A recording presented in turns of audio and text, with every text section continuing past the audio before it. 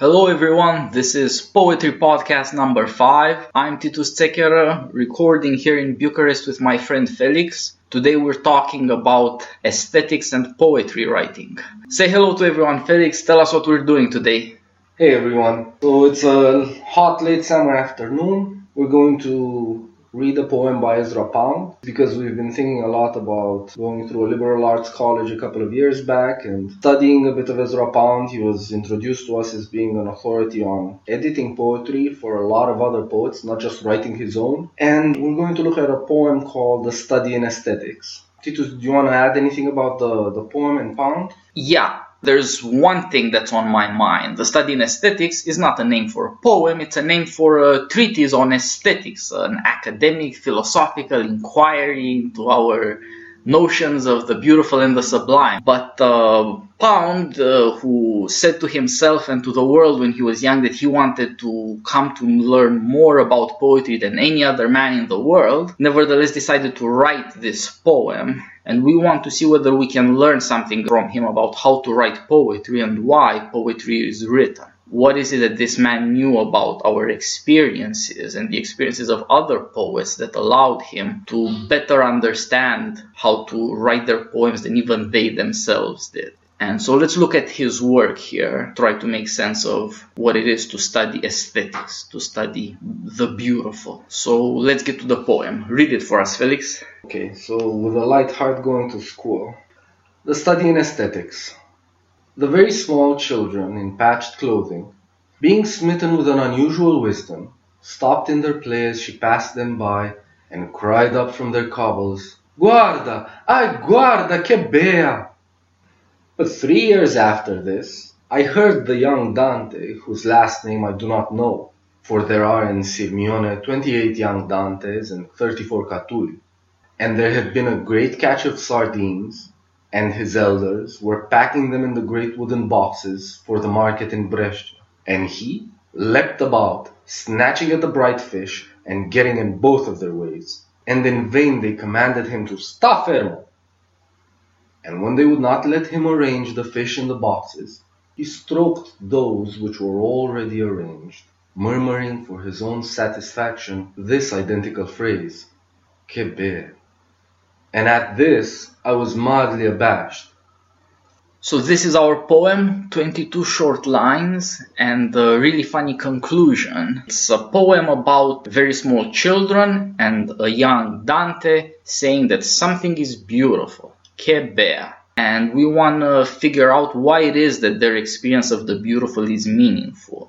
These are not students, they're not students of the beautiful, but apparently their experience of the beautiful is important. Something that a poet would pay attention to, remember, record, and try to explain to us. Yeah, let's examine the first experience. The very small children in patched clothing, being smitten with an unusual wisdom, stopped in their play as she passed them and cried up from their cobbles, "Guarda! Ai, guarda, che bea!" Poor children playing in the streets, and then something happens to them. They see something, but we're not told that they see something. We're told that they're smitten with an unusual wisdom. Children aren't known for being wise, and they seem to be doing exactly what children do, which is say shameless things. There's something that caught my eye from the first times I've read this, which is that you don't know that this is a woman. You know that there's a woman from what they're saying and from the reaction they get. You don't know exactly how beautiful she is, how old, how young, but you get a description of what's going on because of how uncommonly they react. Yeah, our image is of the children, very small children in patched clothing. As you notice, these are poor kids at play. The woman is not an actor. If you want to talk about objectifying women, here's your chance. If you want to talk about microaggressions, look at these kids making a poor woman blush, going about her way in the streets innocently. But apparently, outside of the really funny situation of kids stopping at play to shout about a woman being pretty, there's something about the experience of the beautiful that should catch our eye. This, we're told uniquely, is an unusual wisdom. I think there's an obvious reason why kids shouting after pretty girls is unusual wisdom. Very small children don't do that. That's a young man's game. they're ahead of the curve. In a way, this is a typical rather than an exceptional situation. Kids that play in the streets, they're so poor, they're just playing in the streets. There's apparently nothing else they've got. But there are certain striking things about this typical event. Even before we know what's happening here, we're told what it means. The meaning has to be told to us before the event, or else we wouldn't get it, apparently. These kids were smitten. The passing of she, whom they call beautiful, smote them. Now, this could only be wisdom if she is the goddess of wisdom, and in passing by them, she has somehow inspired wisdom in them. Otherwise, it's not clear why is it important that they were smitten by beauty. How is this a good introduction to our study in aesthetics? If you say that somebody sees something and now they're wise, this is pretty banal. But what concerns me is how is it that you see beautiful things and now you know something? What you know is simply that that thing is beautiful. That's not nothing, and it may seem banal, and all you get is this banal speech from them. You don't get any other description of the beautiful thing. But they know, and it has to do with seeing. It has to do with the appearance of that woman. There's no other discussion of what they're beholding, except the fact that they deem it beautiful in an emphatic way. I think this is what catches my eye. The entire image draws your attention to the fact that you claim to know something, or you feel like you know something when you recognize something beautiful, something impressive. Yeah, these kids are able to tell that this is beauty. It doesn't matter that they're very young, it doesn't matter that they're very poor. Apparently, beauty is not a social construct. Apparently, beauty strikes you spontaneously out of the blue. Maybe this is not the goddess of wisdom, maybe it's the goddess of beauty. Maybe this is what they have encountered. This is Italy, these things happen there. It has got to be something of that magnitude for this to make poetic sense. It's not just something that happened. This is poetry.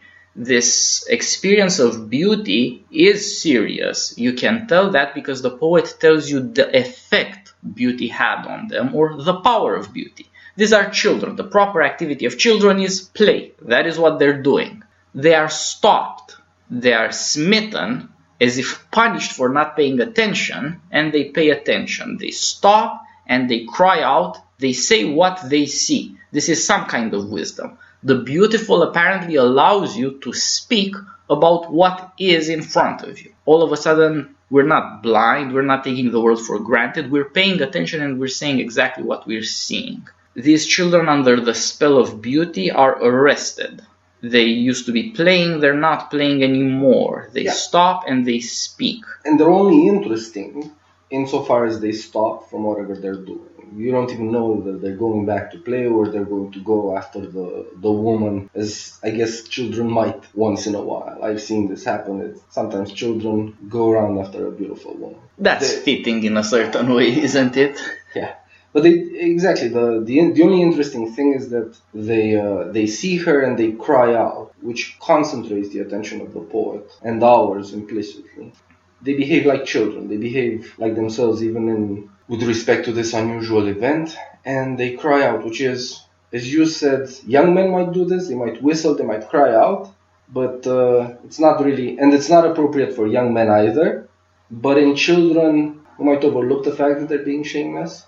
We might even laugh at it. Exactly. Maybe in this kind of situation, the woman would blush. Maybe she doesn't have the confidence and arrogance of a goddess. But we'd laugh at it. There's something innocent in these children, and yet they are not innocents. They are wise. This thing that they do, that they speak out about beauty under its power, this experience is what makes them interesting, because it shows us that the beautiful strikes out of the blue and it stops you in your tracks. It takes you out of what is normal for you. Kids play, they do that all the time. I did it when I was a kid, I'm sure everybody else did. But then you're taken out of that experience of yourself and of your own life, and you do something else of a sudden. It's true that at the same time, typical things carry on. The kids react even to beauty in the way kids would, that is to say, shamelessly. They don't care if the woman will blush. They might not know anything about blushing. They're children, very small children. And perhaps it matters that they're very poor. Maybe kids who aren't poor but say rich, maybe they're properly educated. Maybe they know better than this. Maybe in them what is natural and spontaneous, the pleasure we take in beauty, is concealed. And it seems like maybe this is why this is a good start for a poem about aesthetics. We're shown what beauty does, or the power of beauty, aside from all our grown-up world and worries. How about we go on and see where this is going? Sure. But 3 years after this, I heard the young Dante, whose last name I do not know. For there are in Sirmione 28 young Dantes and 34 Catuli. And this is strange. Yeah, I thought we were going to get something of a story. We had that first image and then he tells you, but 3 years after this, something else is happening. The plot thickens. The plot is getting confused. Yeah, so he first tells us about this thing that happened with the children, and afterwards he wants to tell us about something else, but he has to make some qualifications. He has to make an introduction for a new character. Yeah, it's not clear to me why at this point, but I'm willing to trust him to go along, and we can at least notice certain things here. This is 3 years after the very small children did their shameless crying. They're not very small children now, they've grown up. And they were anonymous. Now we're running into somebody with a name. And then these names matter somewhat. Dante and Catullus are very famous poets. Catullus is famous, like the children, for being shameless in his love of beautiful women.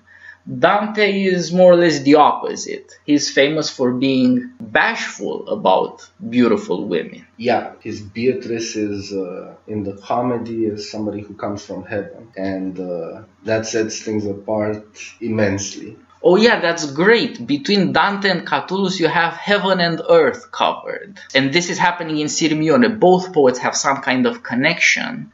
And Dante is a modern poet, but Catullus is an ancient Roman poet. And our character, we're told, is like Dante, or is named after Dante. There's a lot of them. He's a young Dante. Yeah, he's a young Dante, exactly. There's in the life of Dante and in the comedy particularly, there's the distinction between the young Dante and the older Dante. The Dante of his the second part of his life is always emphasized for various reasons. I guess we can go into that a little later. Yeah, he's a young Dante. Young Dante wrote poetry in his youth, and Dante, wrote poetry in his youth and in his older age. But the two types of poetry are also very different, just like the poetry of Catullus and Dante are very different. But we still don't know why it is that this is important. There's all sorts of historical details that you can grasp at. It's not clear why this is important and what this has to do with the study in aesthetics. Maybe it's you're going to look at certain things to learn something about the beautiful, to learn something about aesthetics, and you also need to bring in other poets to make the lesson richer or to have something to work with. This is Sirmione. It's an Italian town, both ancient and modern, connected with both ancient and modern poets, and apparently 2000 years after Catullus, people still call their kids Catullus. This tells you something about the staying power of poetry. Maybe Sirmione is a good town for poetry. Pound certainly loved it. He felt that Italian heaven and earth there is still populated with the ancient gods. He was charmed by these things. He's not giving us any of that charm. It's something else. It's some kind of discussion about why these poets are important, but we're going to have to leave that for another time. How about we go on and see what's happening in Sirmione? Now we know where the scene is set. Let's see what's happening. And there had been a great catch of sardines, and his elders were packing them in the great wooden boxes for the market in Brescia. And he leapt about, snatching at the bright fish and getting in both of their ways. And in vain they commanded him to sta fermo. Okay, so we've got another speech here right at the end of a sequence. Let's try and look at what's happening here. This is another mundane, typical event. If you thought that kids playing in the streets is as banal as it gets, now there's fishermen unloading a catch. This is some kind of event. There was a great catch, that matters. But the way people react to it is what we're interested in again. There's two types of characters. There's the elders and the young Dante.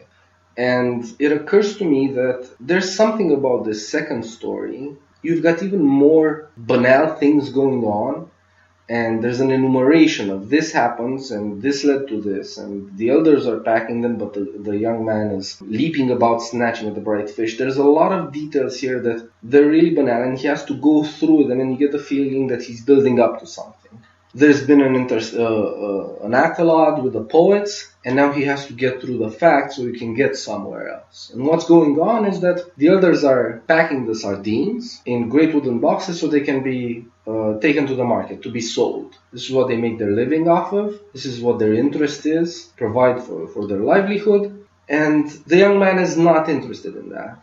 There's a contradiction here. There's a conflict between the old and the young. What he's doing is he's jumping around. Yeah, this is a very comic scene, it occurs to me. Yeah. You have people trying to do their jobs, and this young Dante is running around like an excited dog, getting in both of their ways, and they're telling him, stop already. Sta fermo. The old are giving the young an order. What the young guy wants to do is to snatch at fish because it's so bright. But they want to get on with their job. They don't care that the fish is bright. The brightness of the fish might signify that it's fresh fish. That's good. It's good for business. But they're not interested in the brightness itself like the young Dante is. Their interest is in to do a job for very practical reasons. You have to make a living, just like you said. But this apparently is getting in his way, so to speak. This complication is to show us what young Dante is struggling with here. His parents just don't understand. They're not going to let him snatch at the bright fish like he wants. This is somehow leading up to beauty, but there's an obstacle. Old people are apparently the obstacle. The young Dante wants something, and then they won't let him have it. What's so comic about this is that we keep getting interrupted. The narrative keeps getting interrupted by mentions of all sorts of other things, but at the same time, these accidental events are incredibly cleverly plotted to lead us somewhere. It turns out that it really matters that there's a conflict between the old and the young. Yeah, I mean, the old people are exactly the opposite of the children. They're not smitten with anything. They don't think anything is beautiful. They're serious. Yeah. And you're right that there's something comedic about this. The young man is leaping about and getting in both of their ways. He really is a nuisance. But we like nuisances. And everything you say, we tend to like nuisances. We tend to like people who... He's certainly making things interesting. Yeah, exactly. He's making things interesting. And he's got a purpose of his own that we have to concern ourselves with. So we have this second scene set up, but 3 years after this, I heard the young Dante. Apparently the young Dante, like the very small children, has a speech to utter, but we're not given that speech. We're given the deeds of Dante, but not his speeches. Somehow we haven't arrived, or he in the story hasn't arrived at the situation in which he can give us his speech. So let's see, where is this young Dante going? What's the next sequence? And when they would not let him arrange the fish in the boxes, he stroked those which were already arranged, murmuring for his own satisfaction this identical phrase, "Que belle." Okay, so now we get his speech, and then we get a repetition of this phrase. That is beautiful. Now we have a complete account of young Dante's experience of the beautiful. And it's interesting to notice that he wants to imitate the adults. He wants to arrange fish like they are arranging fish.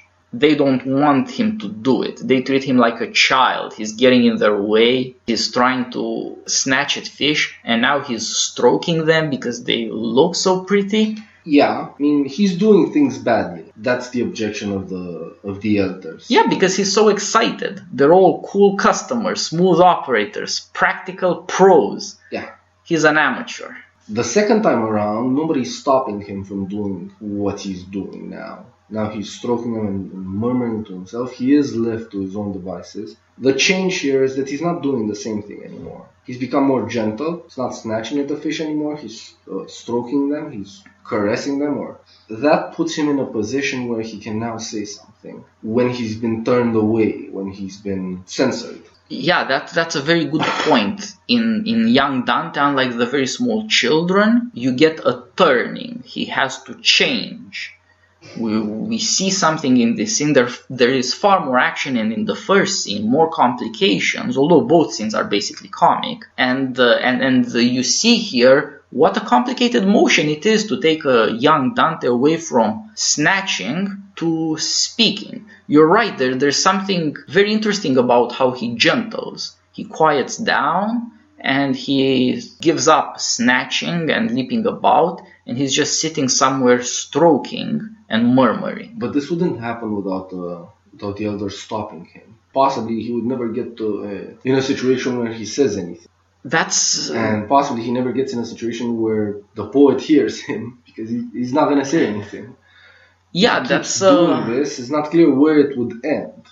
That's a good point. He's got to be stopped. Somehow this conflict between elder and young is essential and beneficial. We at least get something out of seeing his experience of the beautiful, but for it to unfold, it needs to unfold against certain obstacles, apparently. We need to see that some people have a practical concern with the good, with the useful, with getting fish, taking care of them to make money so you can make a living. And then there's this other thing that gets in the way of being practical.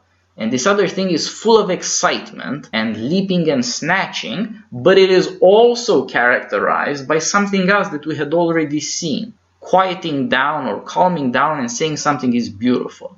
The funny thing here is that young Dante has to be ordered around to be like a very small child, which he must have been at some point. The very small children are stopped from playing and they speak. Yeah, that's right. I mean, the young Dante in the beginning, when he leaps about and snatches at the bright fish, he is like the children playing, in the sense that he's erratic, he's loud, he's noisy. Children aren't orderly in any sense when they're playing. I don't imagine that they're playing whispering or quietly. Yeah, certainly not. They're he kids. Is like them. But he's grown up. Yeah. And something has changed. Beauty no longer has the power to stop you. Now beauty has the power to move you. And it is the authority of elders instead that has got to stop you. It's not very effective. Something else seems to be required to get young Dante to act like very small children. Partly it's the authority of his elders, but partly it's his experience of the beautiful. They have to combine in some strange way to get us to our conclusion, his speech, and to get him to the position where he can say that. Speech is second best for him. He's a man of action because he's young Dante. He wants to do stuff, touch beautiful things. Very small children might be satisfied with looking at very beautiful things and saying that they are beautiful, but not young Dante. He has grown up. He wants to have beautiful things. Yeah, so when we talk about children being shameless in the way children are shameless, not in the way grown-ups are shameless, we say they're innocent. We associate that with a kind of innocence, which is why we don't punish them. Yeah, that's a great point. And if you put the two sequences together, the children have the innocence to not start pulling at the woman's skirts or running after her. They just stand still and look. The boy doesn't have that part. The boy is all going immediately for the touching, for the grasping, for the taking. So he would never get to say much, or he would never gentle or quiet down from his play on his own in the face of something beautiful or having experienced something beautiful. So the difference is that when you're a very small child, you don't need to get things to say that they're pretty. When you grow up, things change somewhat. If you can get what you want, you don't need to talk about it. Yeah. This sort of speech about beauty, poetry is speaking about beautiful things, presenting beautiful images. This thing comes as second best if your desires are thwarted. Something is arising in the young Dante which was simply not there in the very small children. There's more happening here, and there's something that has to be questioned about this other experience. It seems like the experience of the very small children is therefore to allow us a comparison and to force us to see the differences. We're told that young Dante said the identical phrase, che bea, that's beautiful, how beautiful this thing that I see. The phrase may be identical, but the experience is not. The speech of the children is public. They're shouting out, everybody can hear them. Not in this other case. In this other case, there's just a murmur, and it is not for other people's benefit, it is for his own satisfaction. There's a kind of satisfaction to get out of speeches, even if only you yourself know that you're talking or what you're talking about.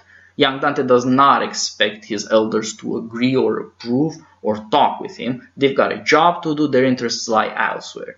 He's alone, and then in his loneliness he's coming to talk about beauty.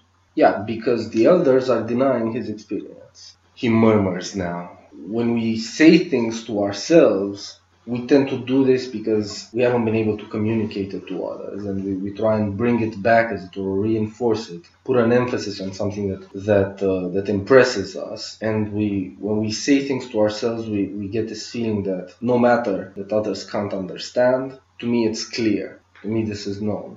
Yeah, so you have here a kind of experience, you can access it, but you have really got to put yourself in the boy's position, sympathize with him. You have to see that he's becoming aware of who he is because of what he knows. The very small children are focused on something they see. This young Dante is coming to pay attention to himself instead. He's not reflecting on the beautiful. He just says, like the very small children, that is beautiful. But he has to say it to himself, and you get the sense that he might dwell on this. That in his case, he doesn't just shout it out because he's aware that the elders don't care, they have a job to do. And they're not impressed with whatever the bright fish appear like to him. They're just bright fish anyway. Yeah, this is important to him, and he has to do some figuring out, like we have to do the figuring out of why the beautiful is important and how it affects us. It seems like this is the beginning of a reflection about the beautiful that is deeply problematic. There is a confrontation between what's practical and what's not, between the good and the beautiful, between speaking publicly and then speaking privately. It seems like there's a wealth of stuff to think about here that's brought up as the experience of growing up. Growing up is tied up with trying to understand the beautiful and its attraction. Young Dante, unlike the very small children, is moved by beauty, the beautiful things he wants to possess. And this creates all the trouble and the opportunity for him to say to himself and to get another kind of satisfaction than the one he wanted, to get satisfaction out of speaking about beauty. I think we can wrap up with the conclusion here. The last line is, and at this I was mildly abashed.